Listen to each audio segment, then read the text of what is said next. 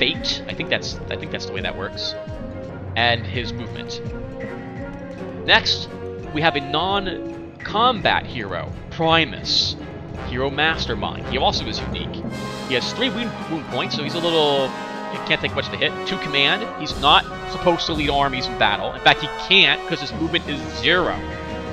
He can probably lead an army if it's in the base, but that's going to be it. He's got 2 fate, so he'll get beat up pretty badly if he gets hit.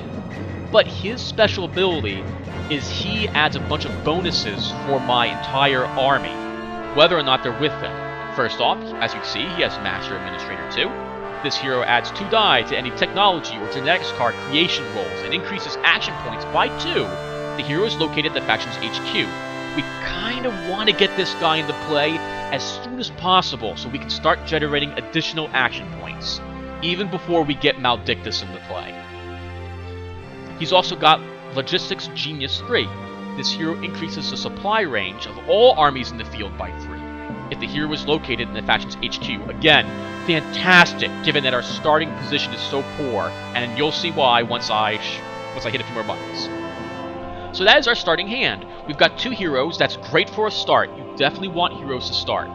We don't have any scout units in our hand to start. That's bad. That means we're going to be forced to walk into these tiles, and hopefully nothing is waiting for us to beat us up. This button shows our tactic cards. We're only allowed to have 4, and we have none currently. All other cards are held in your main hand draw here. This shows where we can move in supply. When an army fights outside of supply, it fights with greatly reduced statistics. Massive penalties occur to its attack and defense and resistance, and its movement. I don't think its hit points are affected, but it's been a long time. As you can see, we can't really go north very far, but we can go west. Isn't that a song? We can also go east. This is because different types of terrain have different types of movement required.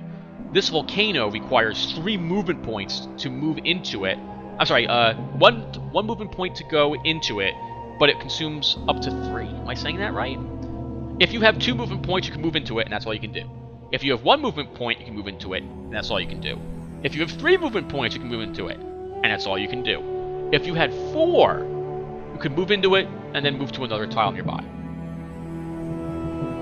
What else do we have? Events. Nothing has happened during espionage. We don't have to worry about that. I haven't used espionage much before, so this might give us a chance to do so. And there's menu, which lets me save the game, quit the game, etc., etc. We can also draw a card by clicking here. So, I haven't even begun to explain this game, but at least we have a general idea. We currently don't have enough resources to play any card from our hand, but that doesn't mean our action points are actually useless. We're going to be using them for some other things this first turn. So first off, let's take a look at our structure. So here's our crashed troop pod. It's a machine structure, obviously. It's my facility stronghold. It's my HQ. This is the seat of my power. If ever this is destroyed, I've lost the game.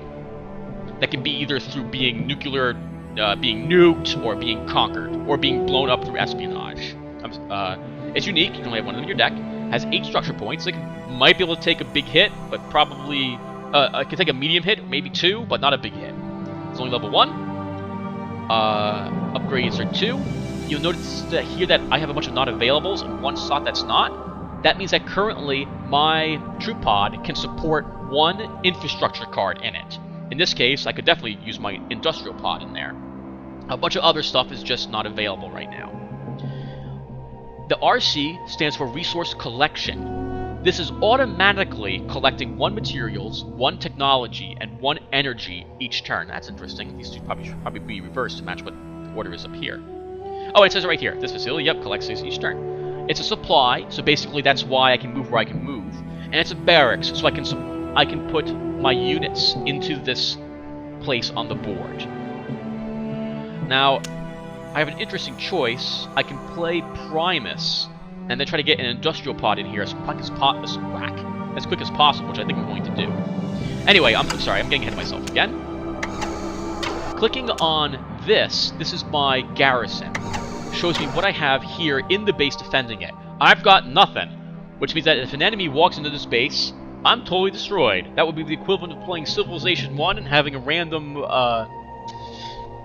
red cavalry unit just waltz into your base because you decided not to build a phalanx or militia right at the start.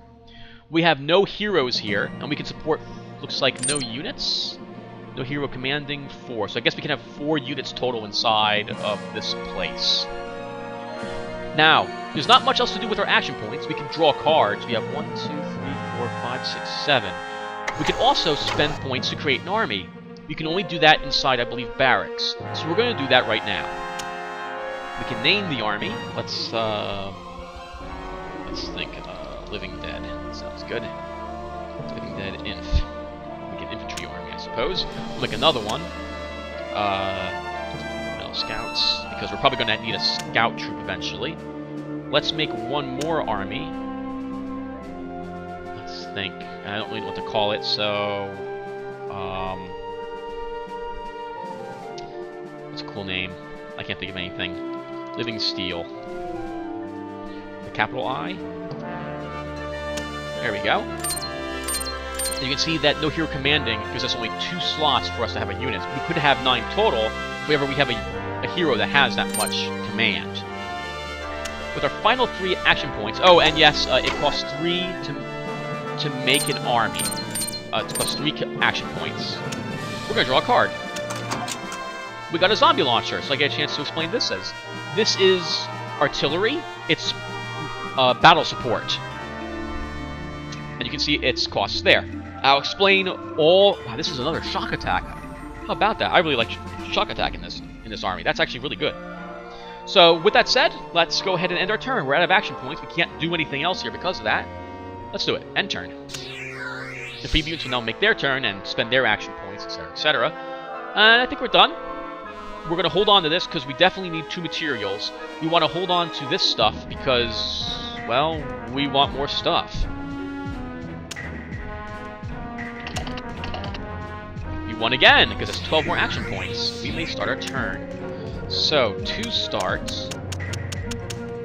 I have a very interesting dilemma. I can wait 2 more turns to put an industrial pod in here, which will start generating materials and extra energy, which is sorely needed. Or I can play a hero into here to just start collecting that human resource. That's going to cost me even more materials to do that. We're going to wait 2 entire rounds. Oh, thank goodness, spider bots. Okay, no, we're not. We're going to play spider bots. This is a very important unit. This is a scout. We definitely wanted to see one of these. Oh, thank goodness. So this also gives us something to do to start. So let's go ahead and deploy this from our hand onto the board, and you'll get to see how that works. This will cost us 1 action point, 1 materials, and 1 tech to do so. We take it from our hand and drag it into where we wanted it. Oh, this number is the number of armies present there. So he's deployed in the garrison. It costs you no action points to take a unit out of the garrison and place it into an army, but it costs points to move them from an army to anywhere else, including back into a garrison. So we're going to put him into our Metal Scouts army. There we go. Now he's a scout, so he's instantly trying to survey the area around him. Let's take a look at see what he's got. So he's very weak. He's got only 3 hit points, 1 attack and 3 defense. If he's able to get away from anything he walks across, he'll be very, very lucky. This is basically like a spider swarm of tiny robots. Or I guess not so tiny robots, maybe they'll go up to your knees or something. He has 4 movement, that's pretty good. He can range of 1, that's for his combat. And more importantly, he has recon, strength 8, range 1. This is really good. Things go up to generally strength 10. Most things that can use stealth only have stealth up to about stealth level 5, maybe 6. Some have 7, but he can detect all of it, so he's really good. So, now he's been deployed. As you can see, our resources have decreased accordingly, so we're going to have to wait 3 more turns before we can play that